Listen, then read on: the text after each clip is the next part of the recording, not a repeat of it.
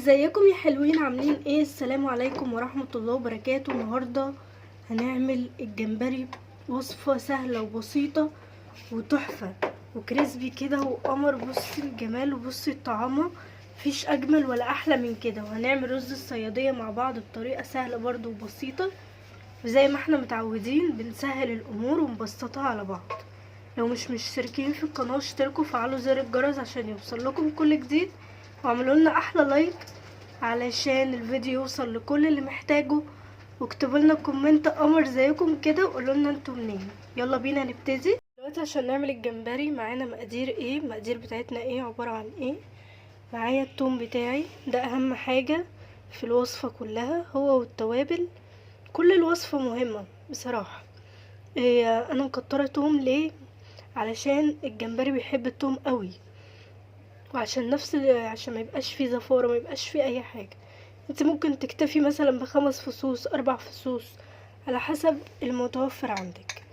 ومعايا طماطميتين اقولك هنعمل بيهم ايه، ومعايا ليمونتين مقطعاهم انصاص، ومعايا التوابل بتاعتي عبارة عن ملح، وعبارة عن فلفل اسود، وعبارة عن كزبرة ناشفة، وعبارة عن كمون، وعبارة عن بصل بودرة وتوم بودرة بس هما مش باينين عشان من تحت.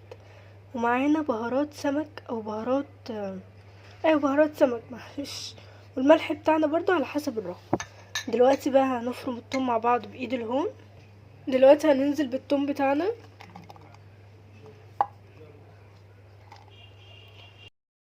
وهشة ملح بسيطة قوي علشان يتفرم معاكي ويبقى مفروم. بس ممكن تحطي كل التوابل بتاعتك وكل حاجة، والليمون تعصريه وتقطعي الطماطم وكله في الكبة. انما انا بصراحة بحب الهون وايد الهون، يخلوا كده الطعم بتاع زمان كده والريحة يعني حكاية بجد، اجدادنا وبتاعت ستنا الله يرحمها بجد تحفة. جربي تعمليه زي كده وهيعجبك جدا. يلا بينا ندق مع بعض. دلوقتي فرمناهم مع بعض، هنقطع الطماطم. دلوقتي قطعت الطماطميتين بتوعي، اللهم صل على النبي، هفرمهم بقى كويس قوي. دلوقتي فرمته كويس قوي. نعصر بقى الليمون بتاعنا،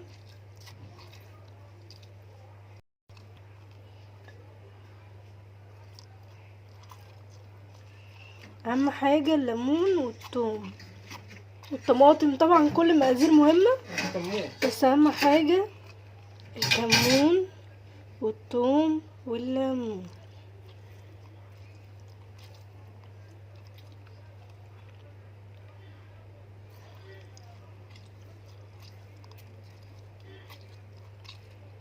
هننزل بالتوابل بتاعتنا، كانت عباره عن بصل بودره وثوم بودره، كانت عباره عن ملح على حسب رغبتك. وبرده لو انت مثلا متعرفيش تظبطي الملح قوي حطي ودوقي. حطي ودوقي. ننزل بمعلقتين خل كبار، حط حبتين.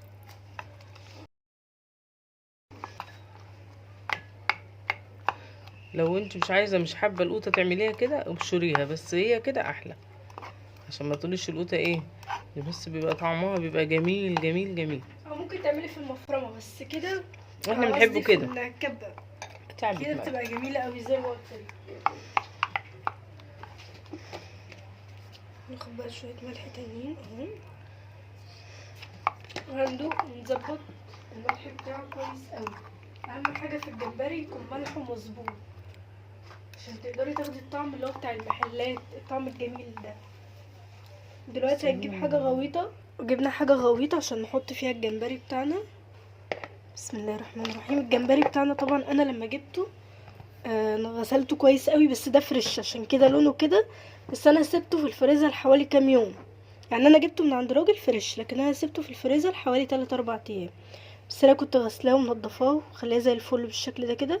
وتشيلي اهم حاجه الرمله بتاعته. ننزل بقى دلوقتي بالخلطه بتاعتنا.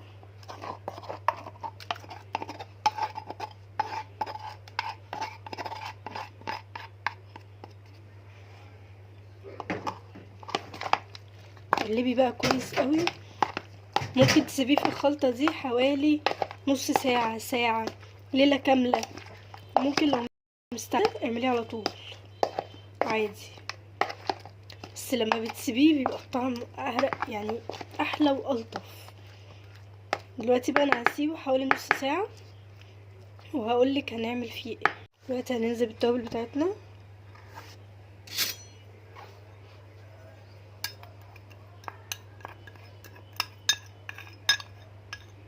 التوابل دي بتفرق قوي مع السمك وبالذات هننزل بالنشا. لو معندكيش توابل سمك او بهارات سمك مش لازم، حطي كمون وهنكتفي بالملح ورشة كزبرة ناشفة هرشها دلوقتي عشان نسيت. بتبقى جميلة قوي في السمك، في الجمبري، في الاسماك عامة يعني، في المأكولات البحرية بيبقى الكمون، الملح، كزبرة ناشفة كده رشة، نرش رشة كمان، ما تقلقيش خالص، تبقى خلي ريحة الاكل وطعمه حكاية تانية خالص. ونقلب بقى كويس قوي كده.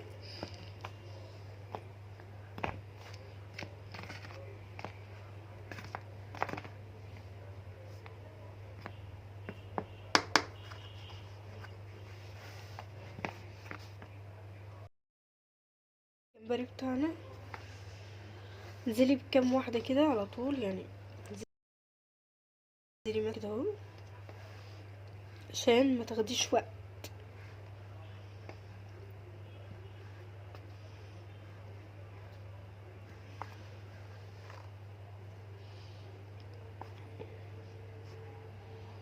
بجد حكاية، والطعم والريحة مش قادرة اوصفلك يعني، ريحة جميلة قوي والطعم ان شاء الله هيبقى جميل وزي القمر كده. ان شاء الله لو عملتيها تعمليه احسن مني. بعد ما تعمليه بالشكل الجميل ده نعمل بقى ايه، خطوة مهمة قوي. بسم الله، ننزل في مية كده فيها يعني طبق فيه مية ساقعة، ننزل بالجمبري بتاعنا واحدة واحدة كده فيه،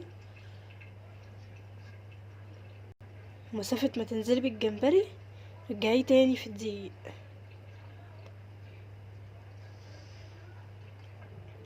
ليه يا توتة بنعمل الخطوة دي؟ الخطوة دي يا ست الكل علشان بتخليه مقرمش وبتخليه نافش كده وزي القمر. ننزل بقى بالدقيق واحدة واحدة بس. اللي من الناحية دي ده اللي من غير مية، اللي من الناحية دي في مية.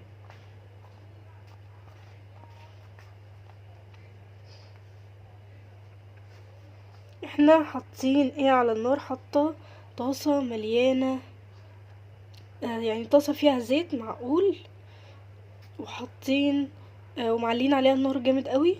ليه؟ علشان الجمبري مثلا والسمك الفيليه، الحاجات ديت بتحب الزيت السخن قوي، الزيت بتاعك يكون سخن اهم حاجة. ننزل بقى بالجمبري. ايه هنا ده؟ في واحدة ايه تاني؟ تعالي يا وليش ايوه ده كده كده خلاص بقى، مفيش تاني غير اللي احنا عملناه بمية دوت اللي معمول حطيناه في المية. نعمل كده اهو، بسم الله الرحمن الرحيم، اللهم صل على النبي، يا رب زيد وبارك. دايما بنذكر الله طول ما احنا بنشتغل، واللي متابعني عارف ان توتة بتحب تذكر الله دايما، تحب متابعين القمر بتوعها يذكروا الله معاها. يلا واحدة واحدة، جد الطعم يعني هيبقى حكاية ان شاء الله. جربوا الوصفة ديت هتعجبكم قوي. اعذروني على الصوت بس تعبانة والله.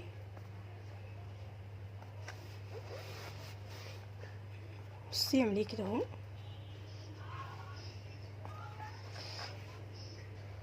دلوقتي الزيت بتاعنا سخن قوي لدرجة الغليان. هننزل بقى دلوقتي بالجمبري بتاعنا. بعد ما الزيت بتاعنا وصل لدرجة الغليان وطينا النار شوية، ننزل بسم الله الرحمن الرحيم، اللهم صل وسلم، اللهم بارك. بسم الله الرحمن الرحيم. لو مثلا مش في مقدرتك ان انت تحطي زيت كتير، هاتي طاسة صغيرة واحط فيها شويه الزبده.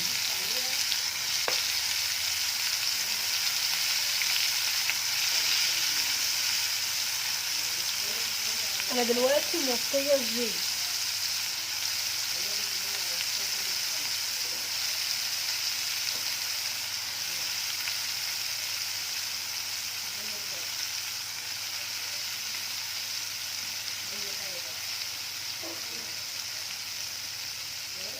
دلوقتي بقى هنسيبه لحد ما ياخد اللون الذهبي، وهنقوم قلبينه، يعني هنقوم فاهمة ازاي؟ صينية او طبق تقديم عليه مناديل، وهنطلعه بقى بالشكل الجميل ده. بسم الله الرحمن الرحيم. لو عندك بقدونس، عندك خضرة، عندك اي حاجة حابة تطلعي عليها طلعي. بسم الله الرحمن الرحيم كده. معانا مقادير الرز عبارة عن ايه. معايا الرز بتاعي على حسب الكمية بتاعتك، معايا عندك 2 كيلو اللهم بارك، على حسب الكمية بتاعتك. ومعايا بشرة طماطمايه هقولك هنحطه امتى. ومعايا بصلتين متقطعين صغير، بصلتين كبار، يعني مثلا لو كيلو رز اعملي 3 بصلات. لو بتحبي البصل قليل اعملي بصلتين. بتحبي مثلا البصل الكبير شوية، يعني ما يكونش تقطيعته كبيرة قوي، يعني وسط، بس انا بحب تقطيعته تكون صغيرة. وبرده ما تربطيش نفسك بيا، اللي تحبيه اعمليه. ومعايا الكمون بتاعي عبارة عن ايه، عبارة عن معلقة صغيرة. ومعايا رشة جوز الطيب، رشة فلفل اسود، رشة حبهان، يعني ممكن ترشيها وممكن لا، على حسب رغبتك.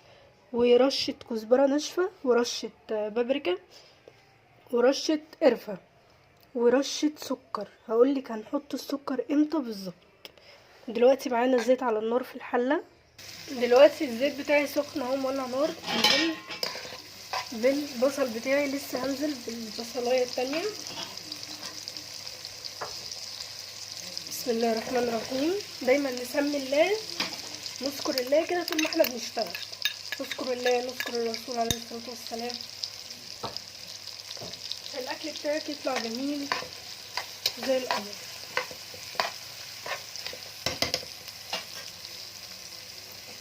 عصاية الخشب طبعا احلى. هنستناه بقى تدبل شويه كده.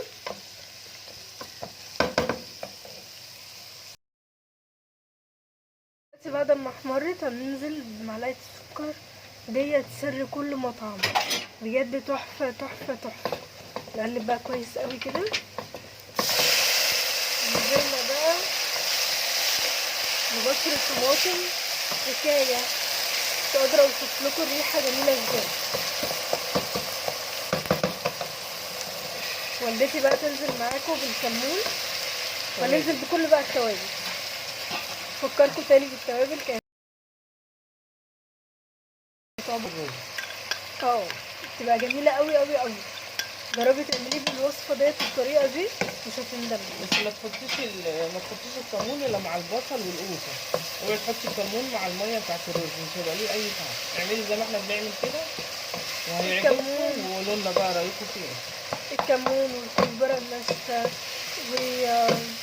وجوز الطيب والتوابل اللي انا قلتها في اول الفيديو.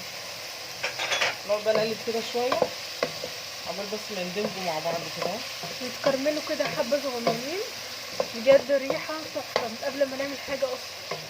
وعلى فكره ما تغليش ميه الرز دوت ابو بصل، ما تغليش ميه ليه. تحطي ميه عاديه، تجيبي ميه من الحنفيه وتحطي ميه عاديه، ما تحطيش ميه سخنه عشان الرز ما يعجنش منك. مش زي الرز ابو شعريه، ده وضع وده وضع. دلوقتي بعد ما قلبنا فيه كويس قوي الكرمل، هننزل بالميه بتاعتنا. انت لو هتحطي كوبايتين رز حطي قصادهم كوبايتين ميه. كوبايتين ونص. هتحطي مثلا 3 رز حطي 3 ونص، وهكذا. خلي بالك في رز يا حبيبتي بيشرب ميه كتير، وفي رز ايه ما بيشربش ميه. احنا هنحط حبه تانية اهو قدامكم كده. انا حطيت 3 كوبايات ونص. اهم حاجه ان انت ما تكتريش الميه قوي، يعني حتى لو قليتيها ممكن ان انت تعالجيه، انما لو كترتيها مش هتعرفي تعالجيه. نستناها بقى تغلي.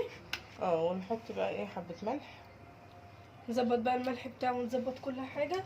نغسل الرز بتاعنا كويس قوي عشان ينزل كل النشا وكل النشادر اللي فيه. بعد كده هنحطه مع بعض.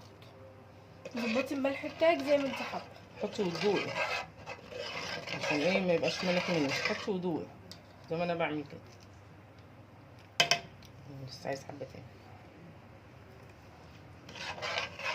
والسلام بقى لما تحطيه في وسط الرز كده يديكي طعم جميل.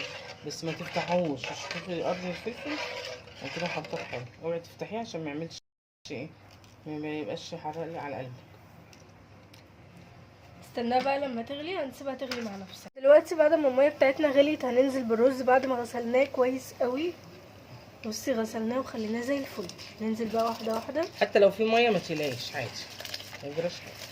احنا غاسلينه كده او كده ومنزلين منه كل النشا بتاعته. ميته نضيفه زي الفل.